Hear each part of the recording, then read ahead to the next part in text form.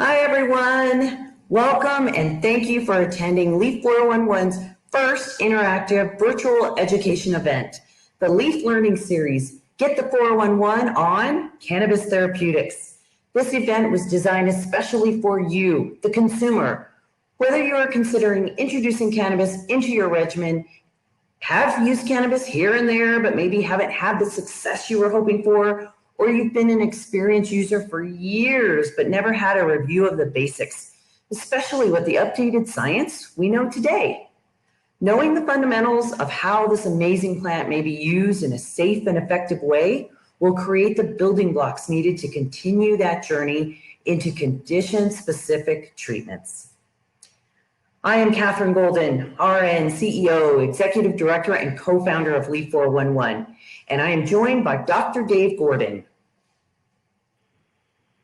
Hi, I'm Dr. Dave Gordon, owner of 4 Pillars Health and Wellness and member of the LEAF 411 Advisory Board. I'm really excited to be here and have you guys listen to the presentation, and I'll be back for the live Q&A after we're done. Dr. Dave will be Cannabis Therapeutics, and I will immediately follow him with a presentation of LEAF 411, the problem we solve, the solutions we've created, and the many ways you, the consumer, can benefit as a result. We made the decision to pre-record our presentations to honor your busy lives with keeping our schedule on time, no technical delays, hopefully, or visual oops. We are asking you to please send any questions you have during the presentation through the chat feature. During the presentation, Dr. Dave and I will gather the questions, group them by subject, and be ready at 4:45 to answer as many as we possibly can. During the 15 minutes of live Q&A, you can continue asking your questions through the chat feature. Whatever questions we don't have a chance to address, there will be ample time to visit us in the virtual expo at our booth, where we will be for an additional 30 minutes. We have so much for you to explore after the presentation. First, in the sessions area, where you'll be able to interact with our support members directly, and then in an expo area where you'll be able to learn more about LEAF 411's members and gather all of their contact information. Without further ado, here is the wonderful Dr. Dave Gordon.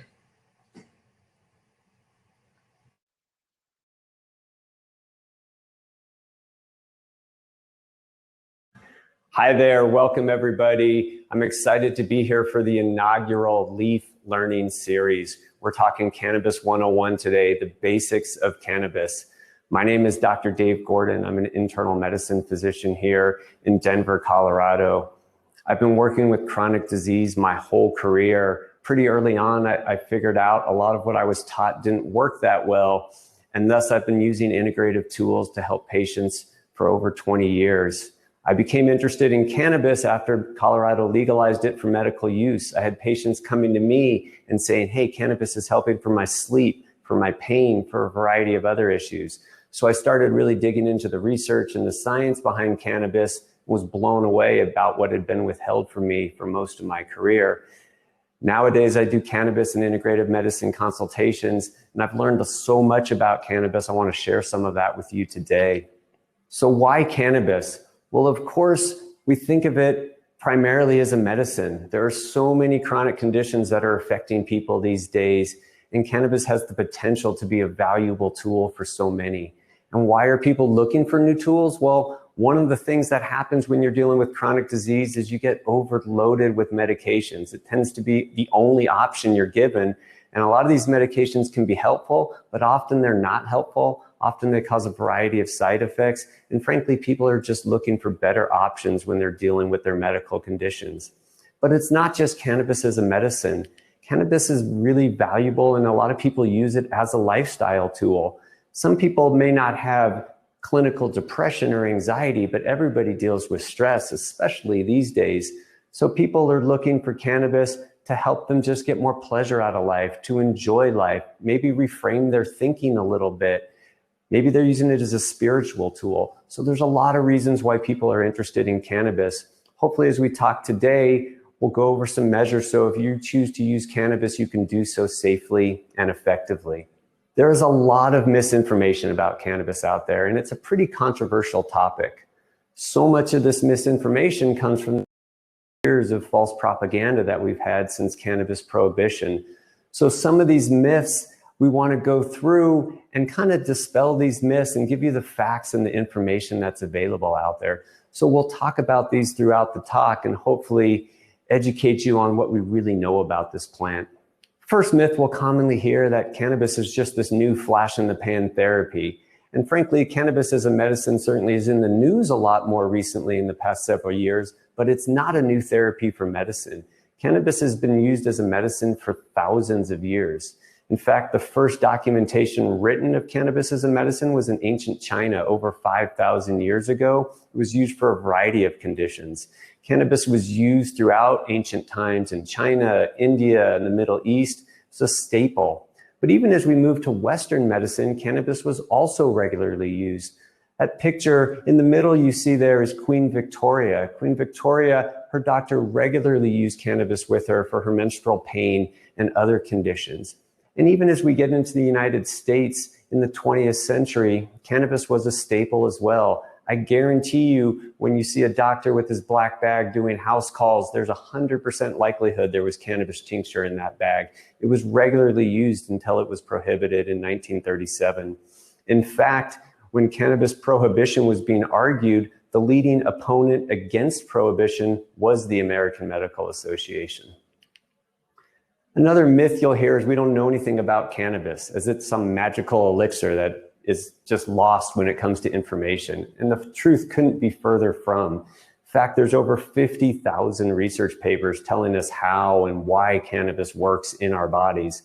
And what we know is primarily cannabis works through our own cannabis system. And yes, you did hear that correctly, our own cannabis system. We have an internal cannabis system that's called the endocannabinoid system. And the cannabis plant compounds act with that system. The endocannabinoid system, its job in the body is really to balance all the other systems in the body. And so it's crucial, and it's especially valuable in balancing our nervous system and our immune system. And to me, that's very important as a specialist who's dealt with chronic disease his whole life. When you look at the root cause of chronic disease, typically it's imbalance in the nervous system and the immune system. So cannabis can be extremely valuable working in that way. So if homeostasis or balance is the overarching goal of the endocannabinoid system, it's also important for some key aspects of our lives. It helps us relax. It gets us out of the fight or flight response. It helps regulate how much and how often we eat. Sleep, one of the most underappreciated tools in health. Cannabis helps regulate our sleep and our sleep cycle. Forgetting you may think of as a bad thing because of things like dementia, but in reality, we actually have to forget every day. If we can't forget, we get overrun by fear, by pain, and by anxiety. You'll see this manifest in a condition like PTSD. And then protect, not protecting us from the outside world, that's the job of the immune system, but cannabis or the endocannabinoid system protects us from ourselves, protects us from an overactive immune system. So we've got this powerful endocannabinoid system. We've got endocannabinoids, compounds our body makes, acting on cannabis receptors as well as other receptors in this body, creating this balance or what we call homeostasis. And then about 30,000 years ago, a plant evolves that happens to create chemicals that exactly mimic the chemicals our body already makes. And that's the cannabis plant. So what's in this plant that has so much value, and why is cannabis such a potential value as a medicine and other tools? Well, there's actually hundreds of different chemicals in the cannabis plant. It's not one thing. And that helps start breaking another myth of that people lump all cannabis together and think of it as one tool or one medicine. In fact, cannabis is a variety of different compounds and different chemicals. We tend to oversimplify and really talk about two specific chemicals, CBD and THC. CBD and THC are called phytocannabinoids, plant cannabinoids. That's different from endocannabinoids, which are the ones our body makes themselves.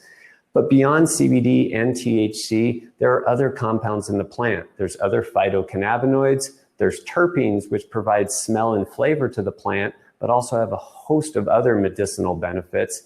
And then there's compounds that are valuable that are throughout the plant kingdom, antioxidants, flavonoids. And what a lot of the research tells us, and certainly what we see in clinical practice, is that you tend to get a better effect when you use these compounds together. You can still value and get benefit from pure THC or pure CBD, but in general, people's responses are better when we combine those two chemicals and really combine all the chemicals in the cannabis plant. We call that the entourage effect, and it basically just means there's synergy when you use these plant compounds together. Now I want to back up here a little bit and touch on some terminology. You've heard me use the term cannabis throughout this talk, but there's other terms you'll commonly hear. The two most common you'll hear beyond cannabis are hemp and marijuana. So I want to touch a little bit about what those two terms mean and why it can be so confusing. The bottom line is that everything is cannabis. Hemp and marijuana are just types of cannabis. So cannabis is the name of the plant, and there are a whole bunch of different versions of this plant. We call them cultivars. And so with this plant, think of it like dogs. There's lots of dogs out there. They're all dogs, but they act differently, they look differently, they behave differently. Cannabis is no different. There's different versions of the plant. The difference between hemp and marijuana is really associated with one specific chemical, THC. If there's a very low amount of THC in the plant, we call that hemp. If there's above a certain percentage, specifically 0.3% by weight, if THC is above that amount, we call it marijuana. It's obviously a bit more complicated than that, but really that's really what you need to know. Probably the most important thing as a consumer, the difference between hemp and marijuana is not so much what's in it, but its regulation. Hemp products or low THC cannabis products really aren't regulated at all in the United States, whereas marijuana products that have above that THC percentage are regulated very tightly. So if you're purchasing CBD or hemp products, you really need to know where you're purchasing it from, how they're growing their material, how they're extracting their medicine. And it's a much more important issue when it comes to regulation. We'll be able to talk more about that later. So let's go over a couple of the different compounds that we talked about being the most common compounds in cannabis, THC and CBD. Again, there's many more compounds, but these are certainly the two most common and probably the two most valuable, at least what the science tells us right now. So let's start with THC. It's an extremely valuable and potent medication. Why is it so valuable? Well, it's the compound that most mimics the chemicals that our body makes themselves. So when you take THC, it's going to directly stimulate our endocannabinoid system and give you all the benefits of balance that we just talked about. So for that reason, we typically want at least some amount of THC anytime someone's using a cannabis product. Now, a lot of people get scared of THC because as you increase the dose of THC, it has the potential to cause impairment or intoxication, what typically might be called getting high. But there's some really important things we want to touch on here. First of all, at a very low dose, THC is still valuable, but doesn't cause you to be high. So just because someone is using THC doesn't mean they're getting high. And that's an extremely common myth that people just don't understand. Using THC does not equal getting high. THC is valuable at dosages that don't cause impairment. Now, of course, as you increase the dose, you can get some intoxication and impairment, but initially that's often pretty valuable. The earliest sign of THC intoxication is often called euphoria, which is basically just increased pleasure and happiness. So that type of activity is pretty valuable for someone who might be dealing with depression or chronic pain. Now, of course, as you increase the dose further, that impairment gets worse and you can start having some adverse effects.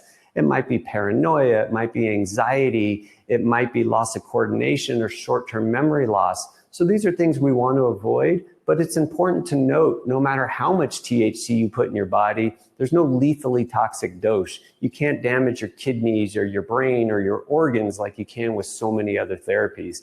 But again, we want you to know how to use THC so you can use it safely and effectively and just get the experience you're looking for. As we move to CBD, CBD is everywhere these days and it's certainly popular. People talk about CBD as if it's the only medicine in cannabis and THC is just the drug. Well, hopefully that myth we've just dispelled, talking about the benefits of THC as well. But CBD, there's reason to be excited. CBD is also a very powerful medicine. rather than directly stimulate our endocannabinoid system, CBD kind of makes it work better. It boosts up the levels of our own internal chemicals. The other thing CBD does is it decreases some of those potential negatives of THC. So when you use THC and CBD together, you certainly get added benefit, but you also may get decreased side effects. Now, again, the dosages of CBD that are used in research studies are extremely high and very safe. And frankly, a lot of the dosages used in research studies, we've been able to use less in clinical practice and still get the same results. The other thing to note about CBD, and this brings us to kind of the next slide we want to talk about, is the interactions of cannabis and other medications. Of all the compounds in cannabis, CBD is the one that has the most potential to interact with prescription medications. Typically, that interaction is not a big problem, and it's rare that someone couldn't use CBD with their medication, but there are some things you should know about. First of all, these typically only occur at higher dosages of CBD, but there are some medications where special kind of attention is focused. This might be if you're taking warfarin, a blood thinner, anti-seizure medicines, or certain antifungal antibiotics. The bottom line is, if you want to incorporate cannabis in your regimen, talk to a cannabis-trained health professional. Talk to your medical team as well. Even if they don't know much about cannabis, they should be part of the discussion if you're taking other medications. It's also important if you take blood pressure or blood sugar diabetes medicines, cannabis sometimes will help lower those levels. So if you're taking medicines, your doctor may have to adjust the dose. The take-home point is that cannabis is likely safe for just about anybody to use independent of their medications, but you need to do it with awareness and guidance and education. So make sure you're involving your whole medical team, including a cannabis-trained medical professional. This slide we don't have, unfortunately, enough time to go into in complete detail, but there's some key things and some at least concepts I want you to understand. Anytime you're looking about cannabis products, you're going to see both the dose and the ratio of CBD and THC.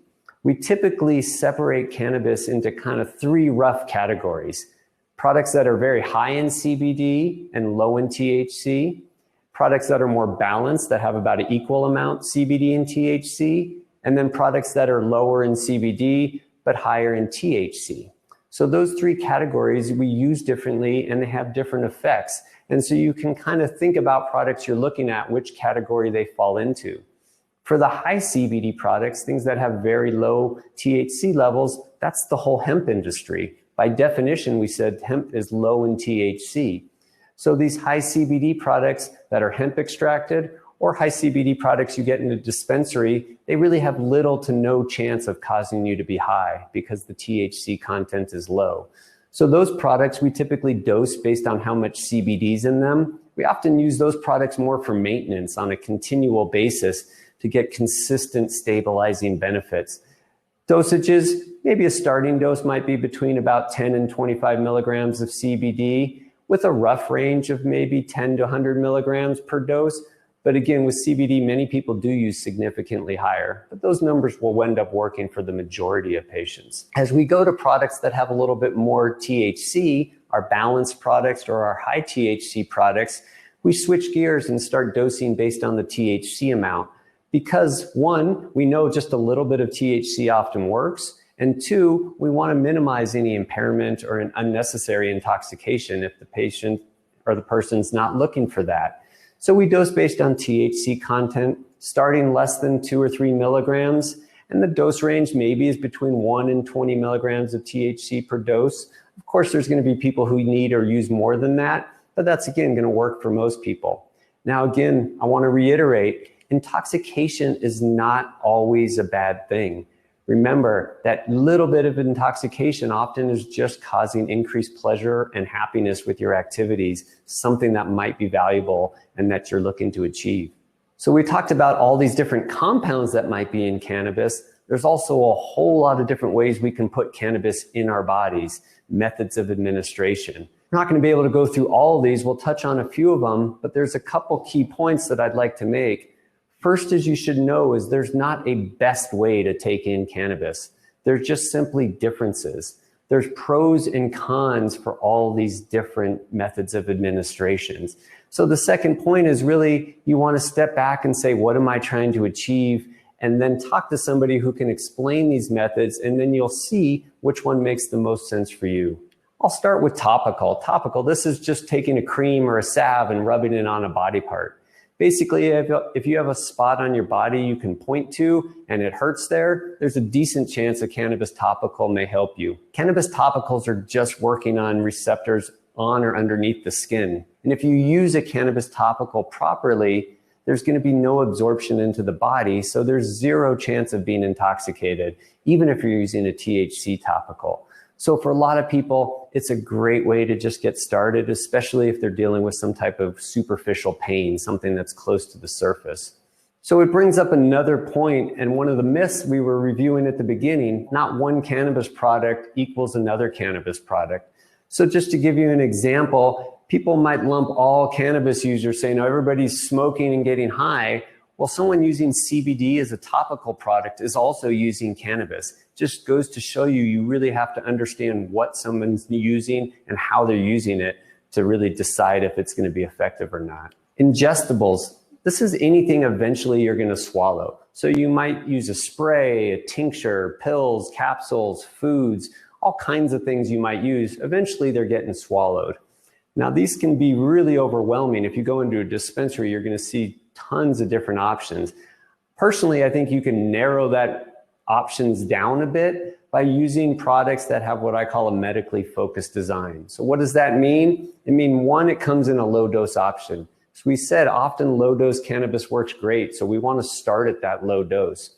Two, we want something that has reliable absorption. Once you swallow something, it has to go through your gut and deal with all the challenges of being digested and absorbed. So companies have done some great things to help increase and be more consistent with absorption. And finally, ideally, we want you using ingested products that don't have a lot of sugar or added preservatives, food colorings, things of that. Especially if we're using this as a medicine, why would we drink soda to take our medicine? But really, for anybody using cannabis, why add additional toxins into your body if you don't need them? When you ingest cannabis, it depends on the product. There's a much more wide range of onset and duration. Some products work in as little as 20 minutes. Other products may take a couple hours to start working. Some products may last 4 or 5 hours. Some products may last 8, 10, or even 12 hours. So you really want to educate yourself, talk to your dispensary workers, and check out the vendor booths to understand what some of these manufacturers are doing with their edible products to learn more about them. And I want to touch on inhalation as well.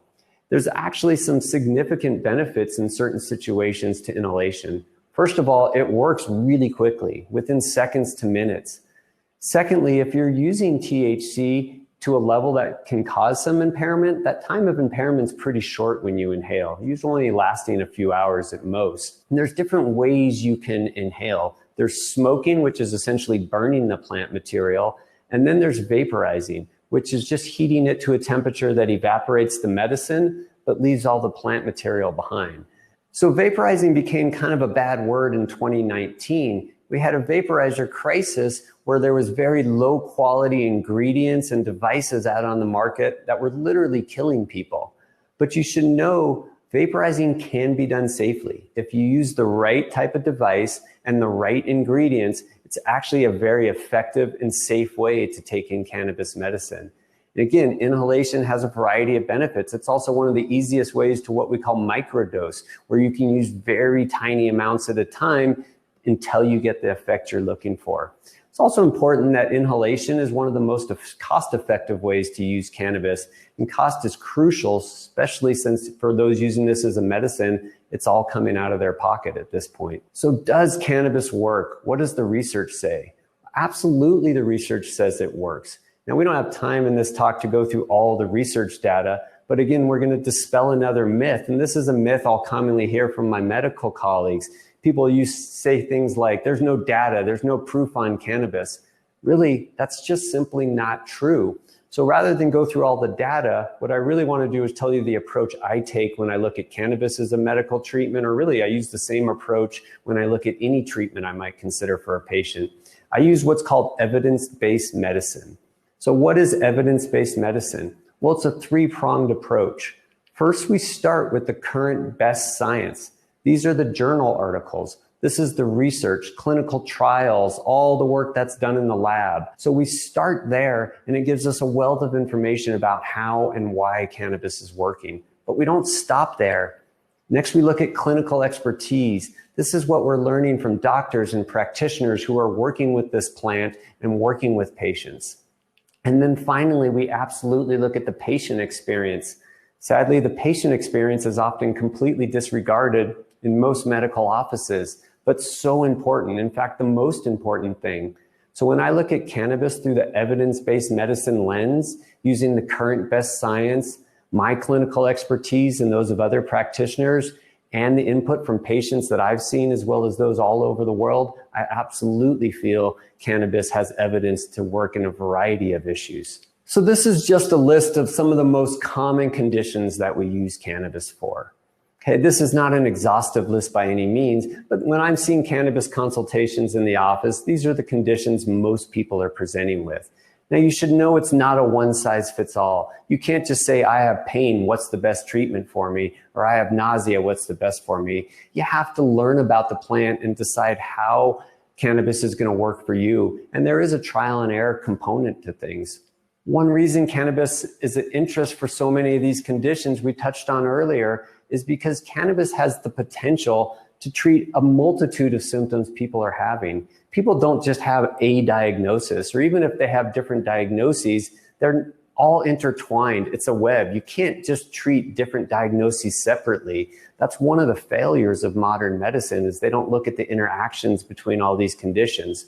So some people, instead of taking a pill for every separate condition they have, they might be interested in a plant medicine that has the potential to cover so many different symptoms. We talked about it. There's minimal side effects if you use it appropriately. Flexible administration, lots of ways to use it. I put question marks next to safer and more effective because there's really no head-to-head research trials comparing cannabis to certain prescriptions. But again, I can tell you from my clinical experience and the experiences I hear from my patients that use cannabis, I find it to be safer and more effective. I do want to stress, though, we spent this whole talk talking about cannabis as such a valuable tool. I want to make sure you understand that cannabis is not a magic bullet. You can't just add cannabis to your regimen and expect all your problems to be solved. For years, cannabis has been called a gateway drug, something that led to dangerous illicit substance use. The research for decades has shown that not to be the case, but I still find cannabis to be a powerful gateway. For many of the patients I see, cannabis is their first step into the world of integrative medicine. Once they get cannabis on board, first they start feeling better, and then they can start implementing a lot of other tools. Secondly, they start recognizing that they have more options than they were originally given. And those options include what I call the 4 key pillars of health: food, movement, relaxation, and community. I find cannabis leads into those 4 pillars so well and really opens up patients to a whole new world of treatment options. I want to touch on some final key points at this juncture. Remember, cannabis has been used as a medicine for a long time. We're still learning more about it, but this is not some new therapy. And we know how it works. It works through our own cannabis system, the endocannabinoid system. Now, the cannabis plant is a complex plant. It has lots of different chemicals in it. THC and CBD are certainly the most common and probably the most valuable, but really combinations of THC and CBD, as well as all the other cannabis compounds, tend to work best. And you really need to educate yourself, understand products, learn the dose and ratio of the various THC and CBD compounds in your product, and see what's going to be best for you. Remember, there's no best method of how to take in cannabis, just pros and cons. So again, education is crucial. For people who are scared about side effects of cannabis, just know cannabis is not 100% risk-free, but if used appropriately and with guidance from a cannabis-trained professional, it is extremely safe. As you're using cannabis already, or if you want to start using cannabis, really recommend define what your goals are when you're using cannabis. Take notes, track those goals. Use trial and error. Have a plan, but trial and error is still okay. Remember, it's a very safe medicine. Get advice from people, educate yourself, get advice from cannabis trained professionals, get advice from people who know about the products that you're purchasing. Include your medical team. Your regular doctors, even if they don't know anything about cannabis, absolutely need to be part of the picture if you're using this for a medical condition. And finally, and what's really most important to me, cannabis is just one piece of a comprehensive integrative approach. It's not a magic bullet. This is probably you right now, especially if you're new to cannabis. It's a very complicated plant, and it's a very complicated world using cannabis as a medicine or as just therapy for lifestyle. Thankfully, we've got some answers for you and some help for you. So that's what Leaf 411 is here to do. It's a free educational resource to help you with the cannabis questions that you have. How about any time when you have a question, you can talk to a cannabis-trained nurse and give you guidance, either answer your question immediately or point you in the direction where you can get your answers. So that's what Leaf 411 is, a great educational resource. So let me bring on Catherine Golden, the CEO and Executive Director of Leaf 411, to tell you more about the services they offer.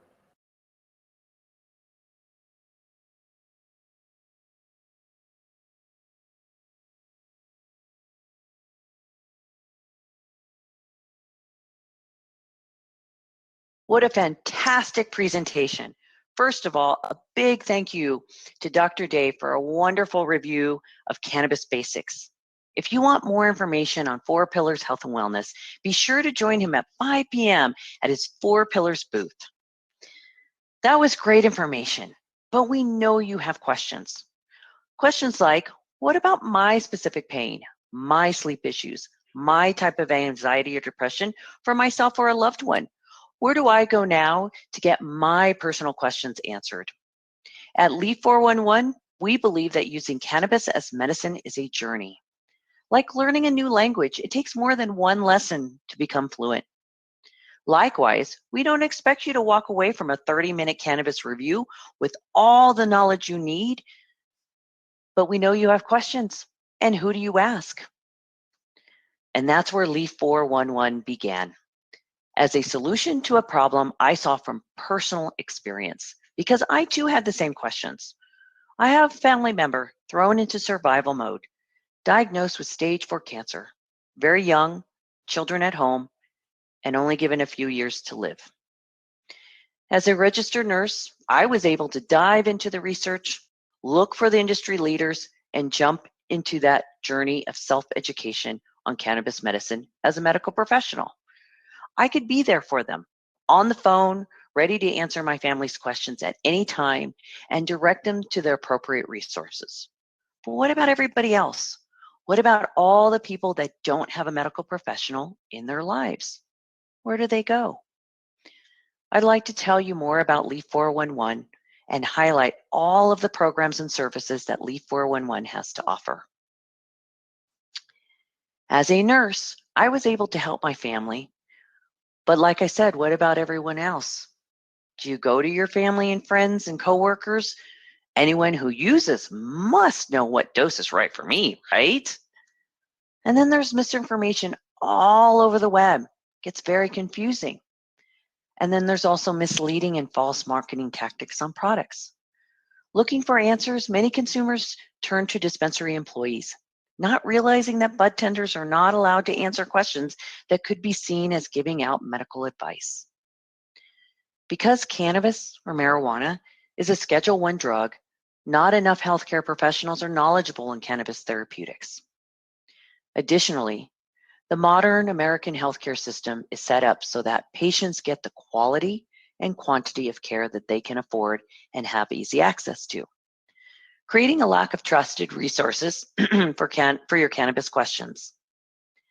Leaf 411's mission to give hope is Leaf 411's mission is to give hope for a better quality of life, not a detachment for life, as some may think. We believe that knowledge is power, especially when it comes to being in control of your own healthcare. The more you know, the better equipped you are to make sound decisions about your health. We believe that quality healthcare should be a right and not a luxury reserved for only those who can afford it.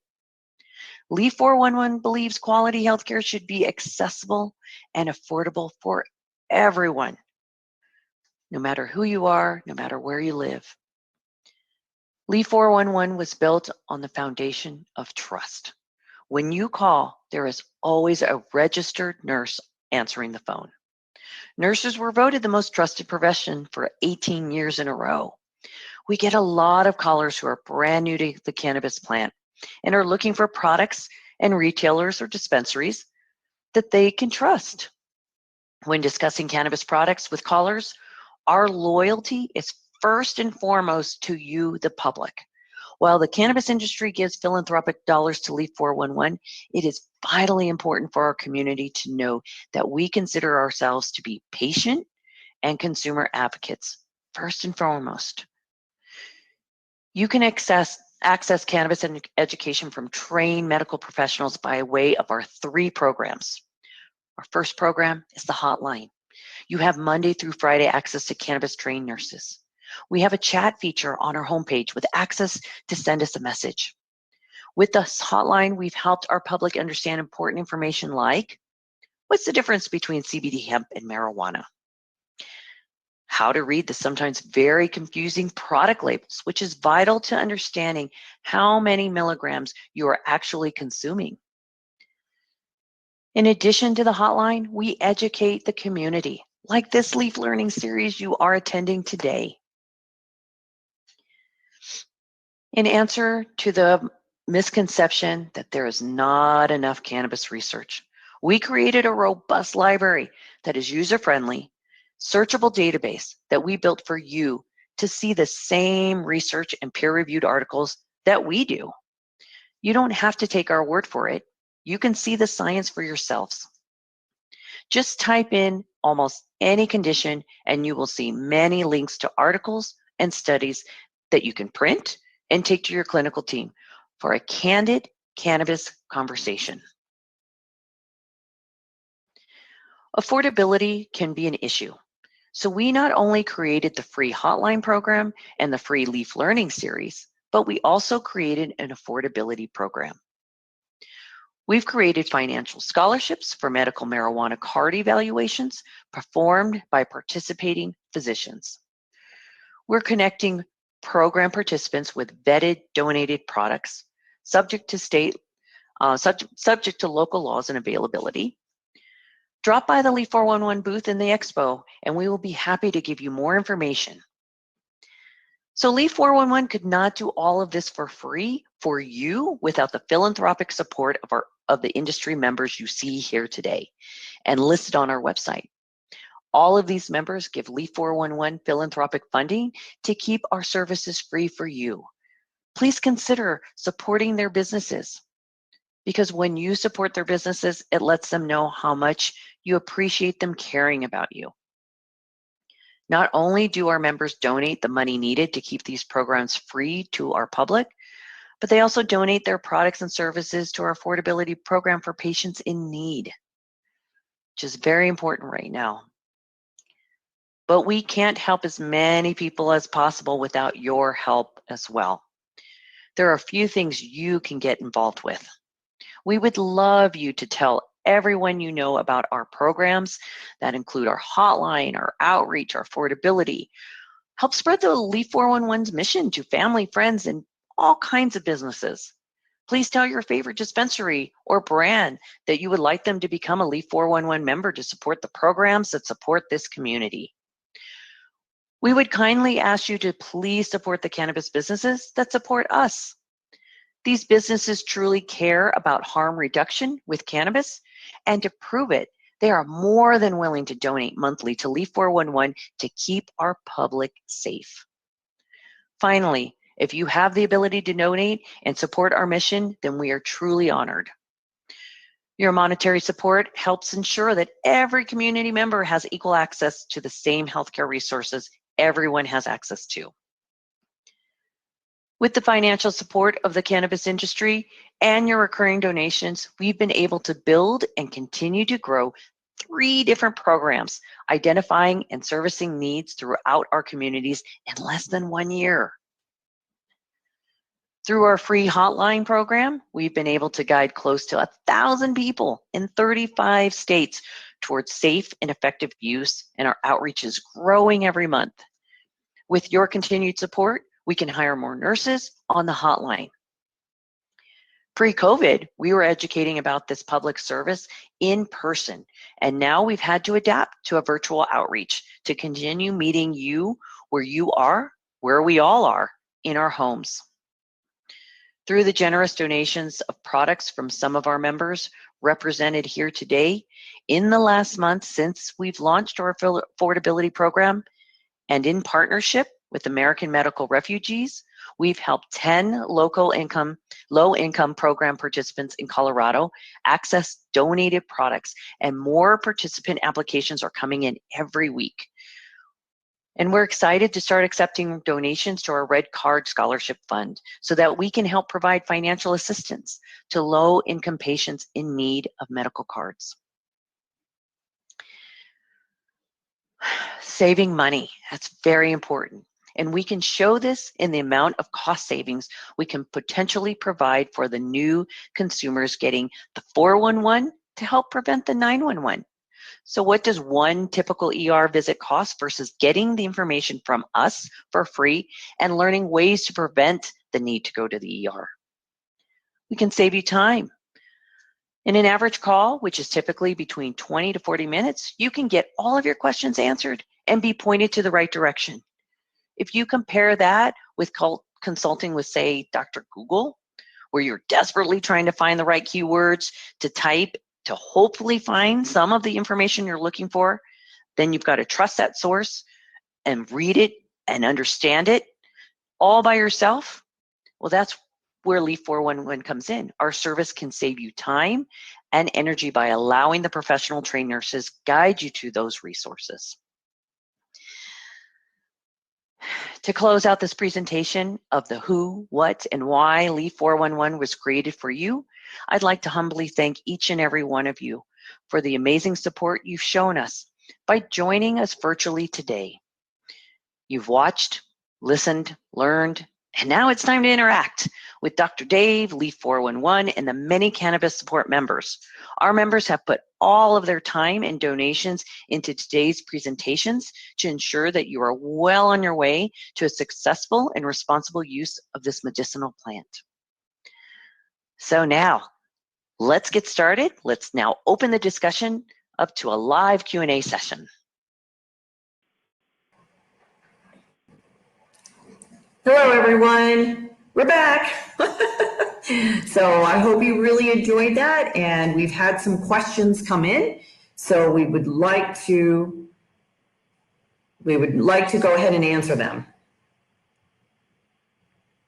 All right. So first question that came in, Dave, I'll throw this one to you. Where does funding come from for the trials, government or private?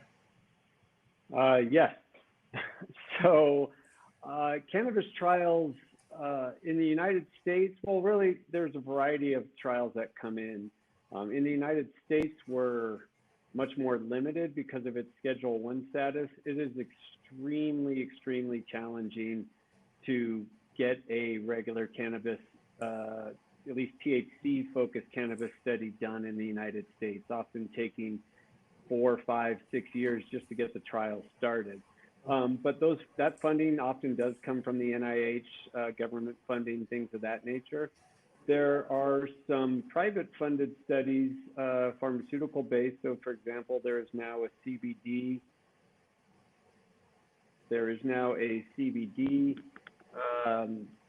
prescription medicine in the United States. That's a private pharmaceutical company. I'm being told I need to turn my mic up. Let's figure out how to do that. Just a little bit louder. There you go. There we go. I'll just yell. So that's a private pharmaceutical study done just like any other pharmaceutical study, privately funded. And that was done for CBD cannabis isolate in young patients with seizures. In other countries, again, it's both private and publicly funded. So again, they're the same company that makes the CBD medicine available in the United States. They make a THC CBD 1-to-1 ratio product that's available in about 30 countries. Again, typically private funded pharmaceutical studies, but lots of other countries, especially Israel, Spain, Italy, really a variety of countries do public funded cannabis research much more than we do here. So it's really a combination. It's just in the US, the products that you can get in a dispensary, those are rarely studied because it's essentially impossible to study them based on our regulations that we have. So one of the first steps to getting better studies in the US and studies on the products we're using would be to get cannabis off of its Schedule I federal designation. And that's where we keep getting our fingers crossed, but hopefully happening soon. Great. All right. So that was from Maureen, and she had a second question that I'm going to ask you, Dave. What is your opinion about the DNA test specific for cannabis? Interesting. Well, I guess I'll give a little background for those who might not be as familiar with what those tests are. So there are some companies that do DNA testing where they look at different markers. So they might look at markers, how you metabolize THC or other cannabis compounds. They might look at genetic markers on your risk for addiction. They might look at genetic markers for your risk of schizophrenia or other things. So, and then they kind of spit out a report that gives you some additional information on how you might use cannabis more safely, more effectively, things of that nature. From what I've looked at them, they're still very preliminary. So I would say not really useful for widespread use. I certainly don't think it's a situation where the average consumer has to get that type of testing done before they start. I think cannabis, with the guidance we can give and the knowledge we have, we can find effective regimens for the majority of people who want to use cannabis, and they can use it safely, even starting on their own with good education. But I think those tests are going to get better. Genetic data always continues to improve. And certainly for folks who are really struggling, finding a cannabis product that works, where they really want to use cannabis, but they just can't get it to where it's working well for them, absolutely a genetic study like that might be valuable. But I think right now it's still for specialized cases. Great. Yeah. And we had a question also about trying to find a specific milligram for a tablet. And that's a great question. I would welcome everyone to go into our sessions in our expo. We have some of the #1 leaders that are producers of some fantastic product. Please pop into them, then into their sessions, let them know what you're looking for, and maybe even give them an idea of why you're looking for that specific type of product, because they may have something else that they're formulating or something that they could give you some information on that might actually work a little differently, a little better. But I would really encourage everyone to jump into those sessions and the expo booths, and they're someone in there that are going to be answering questions. You've got CEOs of those products too that can help you find certain things that you're looking for. So I just wanted to make sure that everyone knows that you can ask questions to all those wonderful brands and dispensaries that are out there, because some of those dispensaries in our sessions and our expos may know different products that are out there that is exactly what you're looking for. So that was another question that we had. So thank you. And we just got another question. What is the top reason that people call Leaf 411 for? That's a good question. We have lots of reasons why people call, and the #1 is, how can I integrate this plant safely into my regimen?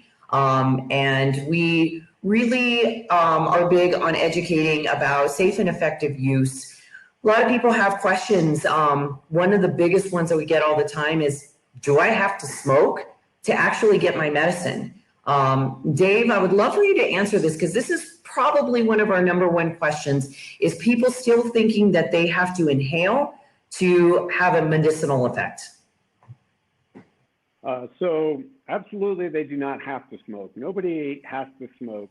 As I alluded to in the presentation, there's certainly some benefits of inhalation. The biggest is that it works very quickly.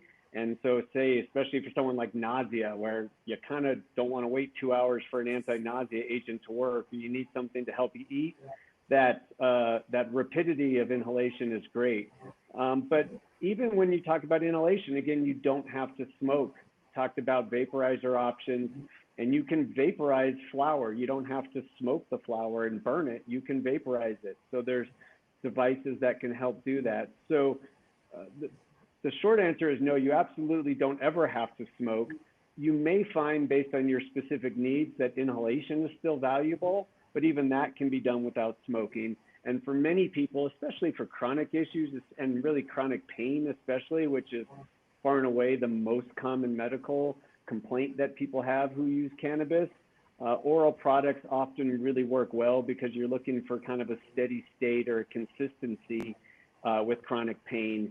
And so a lot of those folks will use ingestible products highly effectively. So Yep. Absolutely, smoking's not mandatory. Yep, and we do talk to our callers and educate them about breakthrough pain and breakthrough anxiety, that inhalation can be that, that immediate response that you're looking for when you've got that steady state and all of a sudden you have that extra stress that comes, or that, you know, you did some kind of physical activity and all of a sudden you went for a run and you need something on top of that. You know, layering could be a benefit for you. And using inhalation as a vape and with flower is one of those ways you can do that.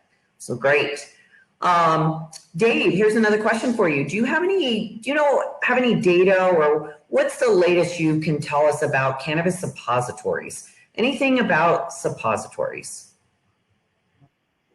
Data minuscule. I don't actually think I know any actual data that I've come across. There's certainly anecdotal reports that have been published that said people use this, but I don't know that I can pull off the top of my head showing good data on using suppositories. The thought behind them is that since they don't go through the liver, THC doesn't get converted to a slightly different chemical, which makes them easier to tolerate and not as intoxicating.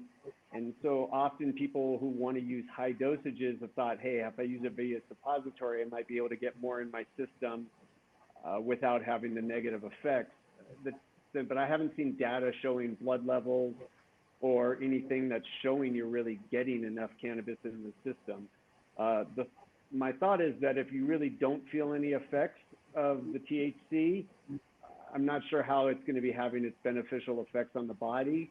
The few situations where we've often talked to folks how they might want to consider using cannabis rectally is local symptoms. So maybe they're trying to treat a prostate cancer or rectal cancer and using cannabis as an adjunct to their traditional therapy, or sadly, at least for rectal cancer, often they've exhausted all their conventional options and they've been told there's nothing further that can be done, so they're really trying anything. And since it's working locally, there's some thought it could be beneficial. But again, I have not seen really any published literature on certainly using cannabis suppositories as an actual therapy, or even much on kind of physiologic, or what we would call pharmacokinetics and dynamics on blood levels and things like that. Yeah. All right. Another question we have is for mental illness, and what's interesting, and through our Leaf 411 hotline, that is actually the second most question that we get asked, is questions about using cannabis for mental illness, whether it's anxiety, stress, depression. We tend to get a lot of questions about that. So Dave, can you just tell us kind of briefly, any benefit for mental illness? So again, the short answer there, I think, is yes. Talking to individual patients, there are absolutely many, many, many patients who report benefits with cannabis for a variety of, I guess I would say, mental illness. I'm not a big one for labels and diagnoses, so I don't really differentiate mental illness or psychological illness from just general illness. But absolutely, people respond positively. I think there are some caveats, though. Anytime you're using a kind of neurally or psychologically active substance, there can be benefits often in the short term, but not always in the long term. So some of the patient data out there, say for folks using cannabis for depression, almost universally there seems to be benefit with short term, but cannabis as a permanent solution for depression, often people find they might need more over time, or they're getting less benefits if cannabis is their only therapy. So I often go back to that gateway. Cannabis might be a bridge or a gateway to get someone feeling better, treating their depression in the short term, but they start eating better, they start exercising, they start getting into the community and socially interacting more, at least pre-COVID, then that's really what's treating their depression, and they often then don't need cannabis. So that's kind of one thing with mental illness. PTSD is probably the most common psychological illness that we see cannabis show benefit for. And again, in the trials that we do have, it's definitely shown to be beneficial. And we've got really 50, 60 years now of just responses from patients showing benefit. But again, I think there's a couple other points I want to make. One is just to reiterate, I wouldn't look at cannabis as your answer to psychological illness. Again, you really have to treat the root causes and not just rely on any medicine, certainly cannabis or any other one. The other big thing is, this is true with all these conditions. We say, oh, does cannabis treat this? Does cannabis treat this? We just talked about in the presentation, cannabis is so many different things. Cannabis, so does topical CBD treat anxiety? Not really, not going to do much.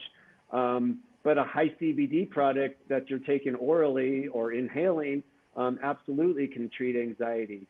For example, a high CBD extract may not do as well for depression, whereas something with more THC may do better. So it's less about, is cannabis good for this or is cannabis good for that? It's more really about what someone's individual issues and then what's going to be the right product and right formulation to treat that. So that's the nuance, but big picture is absolutely, I find cannabis can be effective for a variety of kind of psychological symptoms and conditions. Yep, I agree. Condition specific, it's really important that each person focuses on the specific conditions that they're trying to treat, and we help educate on the route and the ratios, and that's very important. Just like you were saying before about suppositories, could be a wonderful, localized treatment for really, unfortunate conditions, but we've had successes that people tell us on the phone lines, but for other people, it may not be the right route for them. So it's very important to find that route, whether it's a tincture, an inhalable product, edible, whatever it is, to your specific condition. So that's wonderful.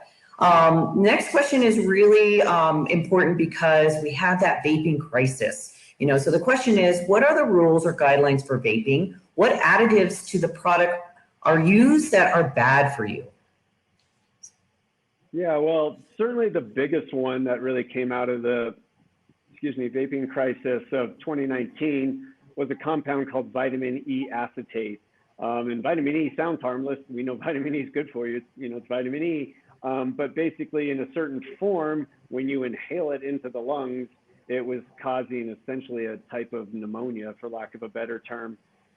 And so vitamin E acetate is far and away the chemical we know is most toxic and really wasn't being used in most, or really virtually any legitimate cannabis vaping devices, but certainly a lot of black market stuff was using that.